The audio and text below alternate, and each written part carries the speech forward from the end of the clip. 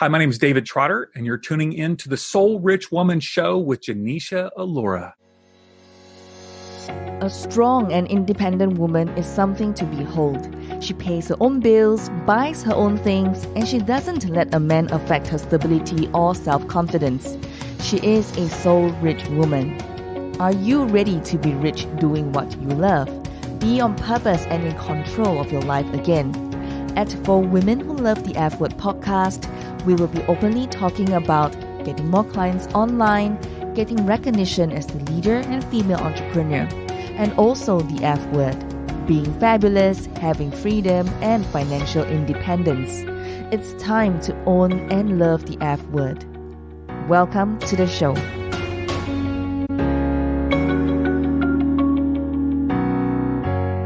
All right, and welcome to Soul Rich Woman Show. Today we have a really special guest with us.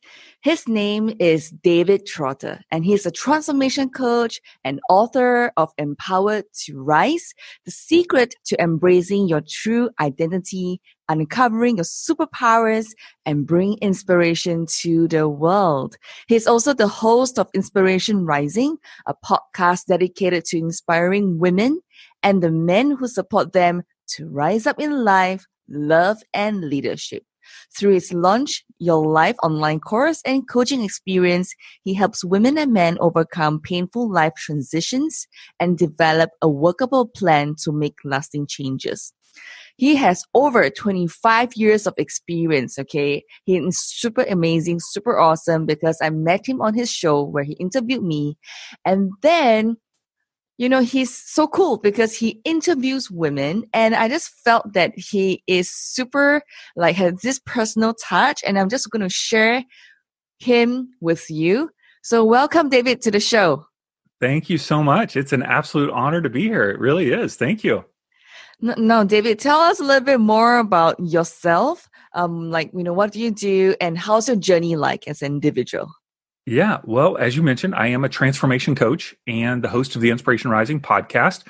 And I love helping people get unstuck and clarify their goals and take their life to the next level. That's kind of a thread that interweaves through the last 25 years of my life. Out of college, I was in the corporate world for several years. And then I actually went into full-time Christian ministry as a pastor for over a decade and helped start churches here in the United States. But about 12 years ago, I found that I was burned out and overwhelmed and frankly, just a workaholic. And I kind of hit a rock bottom in my life, and I had to figure out a way to relaunch my life, kind of build it from the ground up. And so over the last 12 years, I've had the opportunity to do a lot of entrepreneurial things, have my own marketing business that I still run today, as well as I've been a filmmaker. I've produced and directed 4 feature films, 3 documentaries on social justice issues, as well as a scripted feature film, written a number of books. But the thing that I love doing more than anything else really flows through Inspiration Rising, and that's helping people get unstuck and find the life that they really want to become, as you would say, a soul-rich woman. And I remember you mentioning about how you also got stuck at some point, burnout, and, you were going through your own struggles. Could you share with us a little bit more about that and how you overcame them? Well, as a pastor in the United States, there are opportunities to care for a lot of people, right? But also in the same way that you would grow a business, you can also grow a church. And for people who aren't a part of that world, that can seem foreign. Like, oh, a church is just kind of a thing that you go to and then, leave, and who knows what the pastor does midweek. Well, in the United States, there's a huge desire for churches to grow, to impact more people. The challenge with that comes in, Janisha, if I, as an individual, am trying to fill what I would almost call a black hole inside of me through accomplishments, I'm doing it out of a motive that's trying to fill me up rather than doing it out of a motive of an overflow of generosity and serving others. So sometimes we can be doing things in life. For instance, I meet a lot of women in the United States that are doing the right thing by serving their family, helping the kids, supporting the husband. Meanwhile, they're finding themselves to feel overwhelmed and burned out from doing the right thing, right? Doing the responsible thing. But at the same time, they're going, what about my soul? What is going on inside of me? How am I taking care of myself? And I found that for me, even as a pastor, I was not taking care of myself. I wasn't taking care of my soul. I wasn't providing myself with mental health, physical exercise, relational connectedness. I was really flowing from more of a place of drivenness, trying to perform to get people to approve of me, rather than coming from a place of a solid foundation, a sense of generosity, a sense of serving others out of an abundance mentality. And when I get into a place like that, it's not healthy for me, and it's not healthy for most people. And so I found myself in just an overwhelmed, burned out place. I was disconnected from my wife. I wasn't enjoying my kids, and I hit a rock bottom. I definitely hit a rock bottom 12 years ago. And how did you first had that awareness? I mean, for people to change, first you must have that awareness, right? And you transformed yourself from having that awareness and then crossing over to become victorious. So share with us on that piece. You are digging deep, Janisha. You are just going for it. You're like, I want the details. All right. I'll tell you the details. Here's the challenging part, and it's humbling. I actually, instead of getting the help that I needed, I chose to move toward a unhealthy decision that ended up costing me a lot of my life. Now, some people move toward overeating. Some people move toward gambling, alcohol, drugs. These are all coping mechanisms, right? In order to make us feel better in those moments. Mm. For me, I actually chose to have a relationship with a woman other than my wife. And I made that decision as a way to kind of almost pull the parachute, almost pull the kind of to jump out of the plane, so to speak, rather than having to figure out a way to land the plane. So the plane was the vision that I had for my life, for the church. And instead, what I did was I bailed. I figured out, I just want to start over. And rather than getting the help that I needed, I said, I just want to start over with my life, a fresh start. Now, here's what I'll tell you. I didn't work out well, Janisha. It went really bad. The woman that I ended up connecting with, she ended up leaving me after about a month. And I found myself unable to function in life. I hit rock bottom. And I ended up checking myself into a mental hospital here in the United States for 3 days in order to get my head straight and clear. And it took a couple of weeks after that for me to come out of a dark place where, I'll be honest with you, I wanted to end my life. I had thrown away all my education because it was in ministry. I had thrown away my career, right? Because once you do something like that, people don't trust you. I had thrown away my marriage and a connection with my kids. And the only thing, Janisha, that prevented me from ending my life was that I did not want my kids to have a legacy of suicide in their life. And after a couple of weeks, something jolted within me, and I started to, I would say, come to my senses. I reached out to my wife and deeply apologized and sought forgiveness. I didn't seek to come back with her. I just took responsibility for my inappropriate decisions. And I was a mess. She and I worked very hard through a lot of counseling, a lot of forgiveness. And 6 months later, I ended up moving back into our family's home. And we have just celebrated, well, we're coming up on 26 years of marriage. I love her more than ever. I love being with my family. My kids are 20 and 16, and one's in college, one's in high school. And that's the reality, right?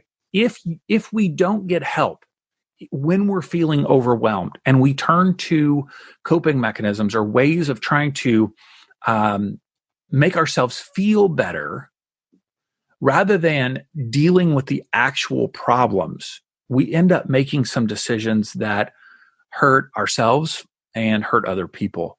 And that's one of the reasons why I do what I do, is because I don't want other people to choose to make choices out of desperation.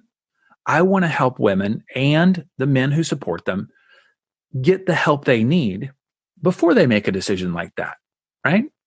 And that's what I'm all about. And would your book be related to your journey, or would that be also including the tools and coping mechanisms to help people, understand themselves better so that they can launch their life? Absolutely. I talk about it a little bit. I don't talk about that relationship very much these days because it's been so long ago. It was 12 years ago. And I'm in a totally different place in life, but it is part of my story. And so I refer to it a little bit in the book. The key is that when we embrace our true identity, we're coming from a place of health. So I believe that your true identity, Janisha, is that you are inspired. You are already inspired. It's not a matter of a feeling. It's a matter of your identity. The word inspire means to be divinely breathed into, that there is a divine breath inside of you. And because you have a divine breath, that you have been created by the divine, whatever you call that divine, I oftentimes call that divine God or universe, right? Different people for different names for different people. Because you have been created by the divine, you are already inspired. You are already enough. You don't have to do or be anything else to be enough. Just as you are, that's part of your identity. And you are already loved. You don't have to do or be anything else to be loved. Why? Because the divine loves you. So once we embrace that identity, that's our true identity. I believe that no matter if you've ever graduated from college or university, no matter if you've ever been successful in a career, no matter if you've ever won a beauty pageant or not, no matter if you've been married, divorced 20 times, if you haven't been able to have kids, all those things, that's not your true identity, right? Those are parts of our identity that our culture wants to put on us. But our true identity, the deep down part, the part that can't change, it's not circumstantial, is that you are inspired, you're breathed into existence by God, you're enough. You're already enough. You don't have to do or be anything else in order to be enough, and you're loved. Once you embrace that, then I'm coming from a place of an overflow of abundance and generosity, and I'm not trying to be someone else, right? I'm not trying to put on a facade. I'm not trying to prove myself to you. I don't have to prove myself to you, Janisha, in order for my identity to be strong and powerful, right? In the United States, when I was growing up, there was a space program called the Space Shuttle. I don't know if you remember that. It's been long time ago. But as a kid, I would watch these space shuttle launches on television, and everybody'd be looking at the space shuttle, and it's so exciting. Everybody's looking at the rocket, but nobody's looking at the foundation. Nobody's looking at the launch pad, right? That's a boring thing to look at. And yet, if that rocket was not on a strong foundation, there's no way that it would be able to launch high and rise up, right? It would just burn up if the launch pad was like wood or, sand or hay or, something like that. So that's why embracing your true identity, Janisha, that is the foundation of your life. And if you have a solid foundation, okay, then you can rise up. Then you can be propelled. But if I'm always trying to prove myself based on where I live, the car I drive, the clothes that I wear, how fancy my nails are, my education, the size of my bank account, none of that matters, right? When it comes to your true identity. Okay? That's the foundation of my life. And that's really powerful. And I can see that you are definitely a person of influence. And that's part of what we believe here in Soul Rich Woman, really the magic wand when we talk about being a woman of influence or a person of influence, having that irresistible offer that, connects with the audience. And then, of course, gathering them in one pool where you can continuously engage them and inspire them. Now that you also have your podcast for the past 1 year and that you're launching a book, you have a business, you have an awesome, beautiful family, how do you think a person of influence should or better manifest his or her persona or influence so that more people can be inspired? Because you did your podcast in a year, right? I mean, you just launched in a year and you're going to have a book soon. So how does all these things come together? Yeah. Well, for me, it's got to flow out of a clear vision. So once I have that true identity as my foundation, I've got to ask myself, what do I want to see? What do I want to do in terms of that next level of my life? It's not about goals. It's about a mental picture of my preferable future. It's a mental picture of what I want to see, what I prefer to see in the world in the future. So I usually will capture a vision for my life or cultivate a vision for my life on more of a short term. I'm not necessarily thinking my whole life because so many things can change. Every time I created a film, I did 4 films over the course of 8 years. They take me about 2 years each. I have a mental picture, a vision of how I want that film to come out. And here's the mental picture. All right. I'm standing on the edge of the theater. The theater is full of people. I've got my Diet Dr. Pepper and my popcorn in my hand, and I'm watching people smiling and laughing and crying, and their lives have been impacted by this film. That's the mental picture for creating that film. Now, the film itself, I have thoughts of how I want it to turn out. But anytime I'm overwhelmed in the process of making that film, I go back to that vision, back to that mental picture and go, okay, I can see myself on the edge of the theater. I can see in that moment. And then when the film comes out and I'm standing there and the vision comes to fruition, I feel it. I feel the excitement. I feel the energy. I feel the enthusiasm. So the first thing that somebody's got to do is they've got to capture a vision for what they want to accomplish. And it's not necessarily a goal, but it's a mental picture. It's something that they can see with their mind's eye that would embody what they want to do in this world. So before you can ever have a podcast, you've got to see it in your vision. You got to see it in your mind. Before you ever create a product, you've got to see the end consumer enjoying that product and having fun with it, and their life is transformed by it. Before you ever see your family in a different place financially, you've got to see it, right? You got to see it in your mind's eye and feel what that feels like. That's the first step. That's really cool. Really having a vision. Without vision, human will perish, right?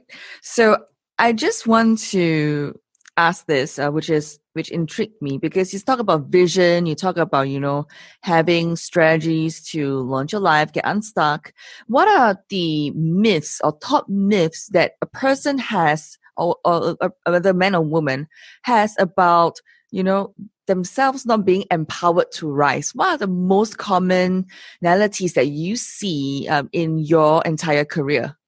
Mm-hmm. Well, it starts, I believe that negativity, those myths about what they can't be, comes from 3 places. All right. The first one is what I call our home of origin, your family. So depending on how you grew up, you may have grown up with your mom and dad or an aunt and uncle or grandparents or foster care or whatever it might be. Our families do the best they can with the skills they have, but they have certain expectations of us, certain ways of operating. And those expectations, those certain values, the ways of operating can either propel us or they can limit us. So I'll tell you, my parents did a wonderful job. They propelled me in tons of different ways. But I also, as in the same way, Janisha, I'm limiting my kids and I don't even know it. As a parent, you try your best, but you're screwing up somehow. You know that they're having challenges somehow. You're not perfect. One of the things that my dad wasn't so great at, because he was a strong introvert, very intellectual person, he did not talk to people in public at all. In fact, he went out of his way not to talk to people. It was almost like there was a sense that people were either out to get you, like they weren't gonna, it was like they were dangerous in some way, not necessarily physically, but just like stay away from people. Well, I grew up with that inside of me. That was a limitation, right? And so because of that, that becomes a myth in my own life. Don't talk to people. They're dangerous. They're scary. They're weird, whatever it might be. Okay. Well, you didn't have that in your family, Janisha, but you had something else in your home of origin. You had something that perhaps might have held you back in some way because of a value or a thought process or an experience in your home of origin. So that's the first thing. When somebody's getting ready to take their life to the next level, they've got to look at their home of origin and say, what are those things that maybe I picked up on that are not helpful for me? The second is what I call the playground. The playground. I don't know what you call it in Singapore, but in the United States, we have, during the middle of school, most kids get to play on the playground. Like that's the right word for you? Is that right? Yes, it's the same. Okay, same. Okay. It's like at recess. We call it recess. It's like a break during school. Kids can be brutal. You know that, Janisha. We've talked about that, right? With the bullying and the name calling. And so there are things that happen to us early in life that stick to our minds and our hearts. And we get made fun of in ways that don't just go in one ear and out the other, right? In the United States, we have this saying that says, sticks and stones may break my bones, but words will never hurt me. Have you ever heard that before? Yes, I have heard that before. Okay. So words do hurt you. They hurt a lot. They hurt really bad. And so those can be limiting factors and beliefs that hold us back. And we believe those myths. I'm not pretty enough. I'm not fast enough. I'm not smart enough. I don't have the right clothes. Whatever it is, right? Boys don't love me or like me or whatever it is. That's the second one. The third way that we get held back and have myths that come into our life is culture in general. Okay. First is family of origin, home of origin. Second is the playground. Third is culture in general. Culture is designed, specifically our capitalistic marketing oriented culture is designed to tell you, Janisha, you will not be an amazing woman if you don't have this type of makeup. You will not be a true businesswoman if you don't have this certain outfit, or you don't have this certain car, or you don't live in a certain place, right? That's what we're sold. We open up any magazine, websites. Your life is not going to be complete until you have this. That's a way of selling things. Well, we actually start to believe that. And so I work with a lot of women that think, oh man, I don't have the right tools. I don't have the education. People are selling me that I should have the right outfit, or that I should look a certain way.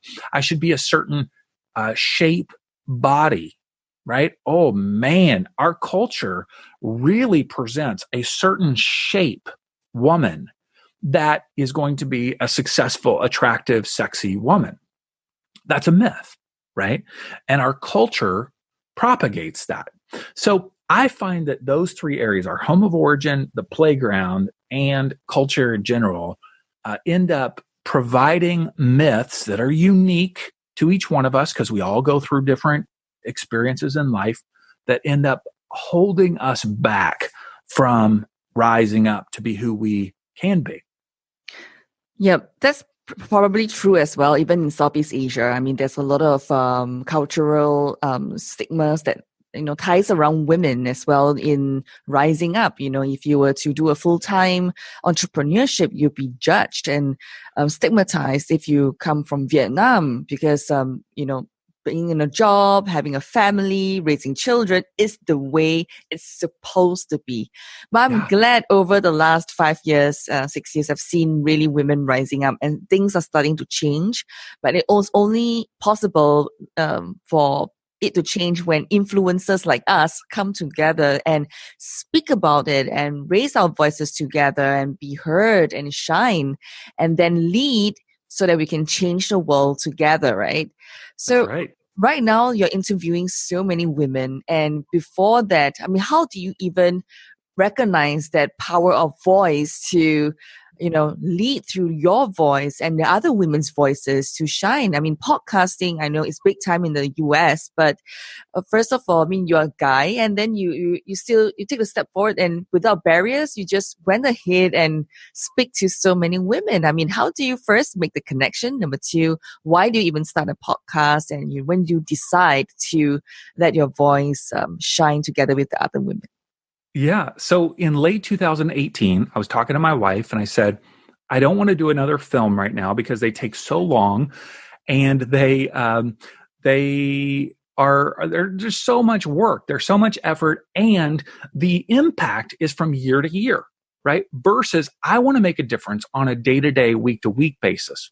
So I said, I'm thinking about starting a podcast in 2019. And one of the first questions that you've got to ask, this, Janisha, is you got to go, well, who's the audience? Who's the intended audience? Who is this for? And so, I looked at my wife and I said, all right, who are the people that have been most positively impacted by my work through my years of ministry, through filmmaking, through the writing that I've done, through the marketing business?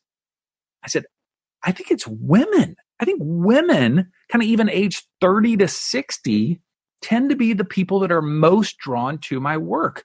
And I don't even know why it is, Janisha, and I have no clue. But I said, Laura, how do you feel, about me doing this? It's, a little different. I don't know any guys who are just interviewing women around personal development and life change. And she said, yeah, of course, go for it. You're great at it. So I started the Inspiration Rising podcast a year ago, January 2019. We've had almost 100 episodes so far. And I felt a little weird about it in the beginning. I would interview someone and I would say, I'm doing this thing. It's for women. And eventually one of my guests said, David, quit talking about it. Just be you. And the women who get it will get it. And the ones who don't, they'll just keep on going. So just do it for the people who, right, will embrace it and enjoy it. And it has been difficult. I don't get on many podcasts that are led by women because oftentimes they only have women on their podcast, And so I'm very thankful for your willingness to have me on, despite the fact that I'm not a woman.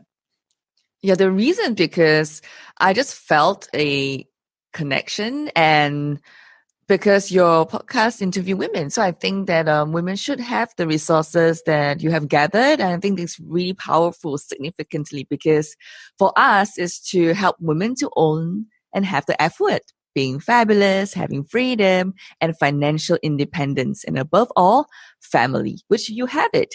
So I'm going to interrupt you. I'm going to interrupt you because that's not the only reason. You told me the other day, a bunch of guys want to be on my podcast, but they're all way too masculine. And I was like, oh, I see how it is. So I'm not masculine at all is basically what you're saying. I get it. No, it's not about just the masculine part of whether you're feminine or not, or masculine or not. It's like when they talk about work, how women are, it's never just about business all the way. It's not just about money all the way. But I felt that you brought up, the key elements of how women could possibly function to launch their life, to first be empowered to rise, and then get the equipment or tools to move forward.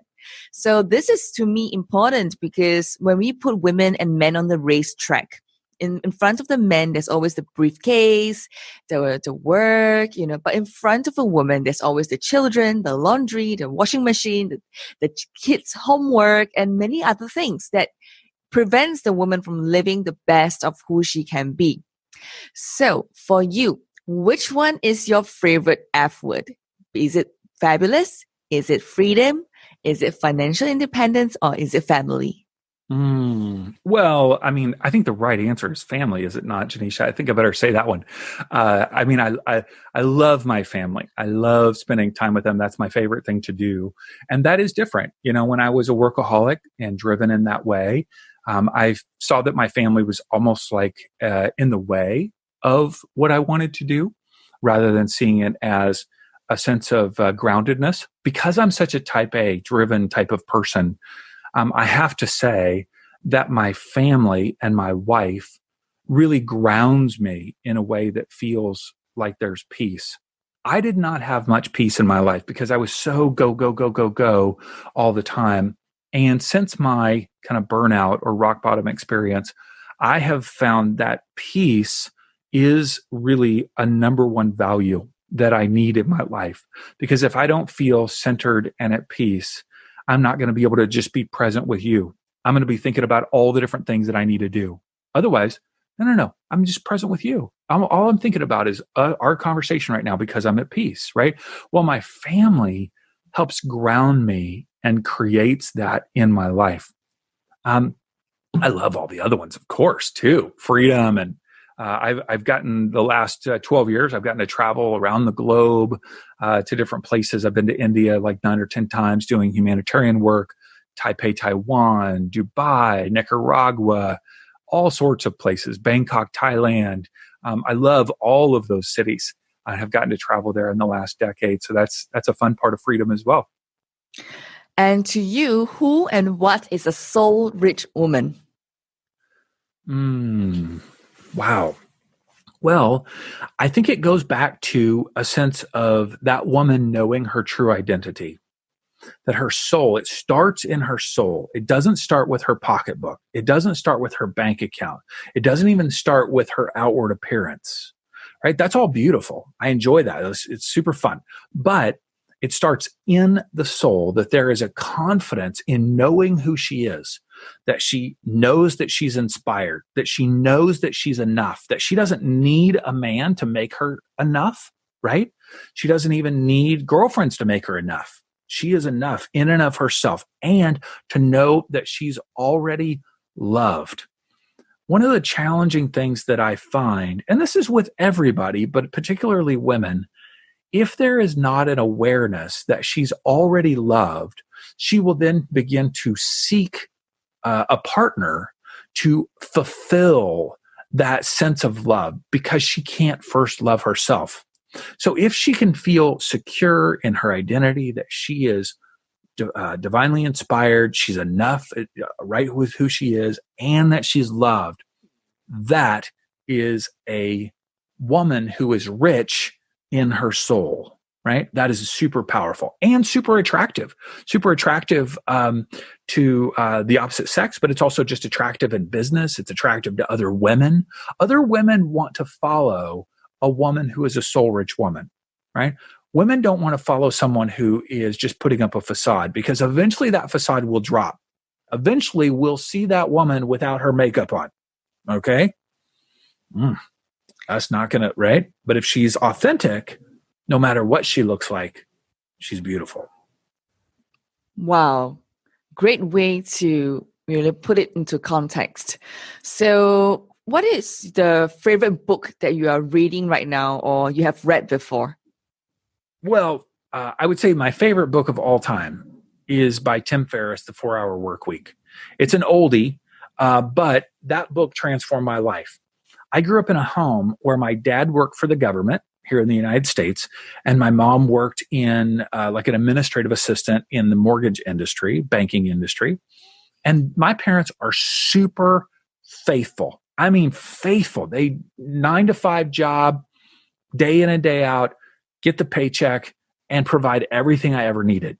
But the idea of being an entrepreneur was something very foreign to me. I don't even know what I thought where businesses came from. I don't know. They just appeared out of the ground or something. Like somebody actually had to start every single business, Janisha. Every single one we see, somebody had to be an entrepreneur to start that business. Mm-hmm. I didn't even think about that as a kid. I didn't even think about that in college. I just had grown up in an environment where my parents did, right? 8 to 5, the right thing. Tim Ferriss, The 4-Hour Workweek, is an extraordinary book. I'm sure it's in all the languages of your listeners. It's a very well-known book, and it's all about how you can maximize your life rather than waiting until you retire to enjoy life. It's all about maximizing your life now, creating systems of automation so that you can enjoy life now and have financial freedom. And that book opened my mind up to thinking in a whole new way. And I'm forever indebted to Tim Ferriss. I've gotten a chance to meet him. He's got a huge podcast here in the United States. He's moved into the medical world, talking a lot about biohacking and all of that a lot now that may not be of interest to your listeners. And it's less interesting to me than his earlier work, but a phenomenal book. People should definitely get it. And what would be the one advice for women who are sitting on the fence right now, whether they want to embark on a business or they want to, really get out of their home to do something for themselves or to even chase their dreams? What advice would you give them? I believe everybody needs three things when they're going to take their life to the next level. One is they need a coach. They need somebody that they can look to provide them some guidance, motivation, encouragement. That's the first thing. The second is they need a workable plan, some sort of plan. It can't just be fly by the seat of your pants. I'm just going to maybe do this one day and do this the next. It won't work. It won't get you where you want to go. Got to have a plan of action. And the third is you need a community that cares about you, people that will cheer you on and love you and care for you when things are going challenging, and also provide you with support and maybe shared resources. So those three things: a coach, a workable plan, and a community that cares about you. And that's one of the things that I love about Soul Rich Woman is in reality, they get all three, right? Because they've got you, right? That's loving them, cheering them on, providing them with resources and other leaders that you have in your organization. They're developing a plan because you're giving them content and resources on a regular basis. And they've got a community of people because you've got so many people that are a part of your organization, right? They can draw upon those resources. You got to have all three of those. You can't do it alone. Anything great I've done in my life, I've had somebody that was a coach. I may not have called them a coach. I may have called them a professor, a guide, or a mentor, something like that. But in essence, it's somebody who's been where I want to go, somebody that I can follow. Wow. Because alone we are strong. Together we are unstoppable. You got it. That's right. Okay. So how can my audience reach you? Yeah, so our website is insporising.com, INSPORISING.com. And that's links to all of our social media. Our book will become available. The book will become available late February. They can sign up for our email list there. I have an Inspiration Rising manifesto. Anybody who requests this, I'll send it anywhere in the world. I wrote a manifesto for our community, something that embodies what it means to embrace your true identity. And so I'll send this little card to anybody in the world. They can get that on our website. And of course, our podcast. We've got about almost 100 episodes. And you're going to be on the podcast as well. So that'll be super fun. Yeah. Insporising.com. That's very good. So would you like to spell that for our audience? INSPO Rising, RISING.com. All one word, insporising.com. Well, thank you very much, David, for being on our show today. Really appreciate that. The time difference, and I feel that being in the online space has really changed the way we communicate. I'm here at 7 a.m. and then you're over the other side of the world at 3 p.m. So really appreciate your time. I hope that you have, really enjoyed today's show. I hope that we have both done everything in our power to make it well worth your time. All the show notes and the links will be placed in our website, soulrichwoman.com, and do connect with us and let us know what you think about today's episode. My name is Janisha or Laura, signing off. Bye for now. Thank you so much for joining me today. I'm so honored that we are connected, and I hope that I can continue to serve you as you build your dreams. And if you love this episode, and I hope that you did, rate it 5 stars. Give us that glowing review because it will help more women around the world finding the Soul Rich Woman podcast.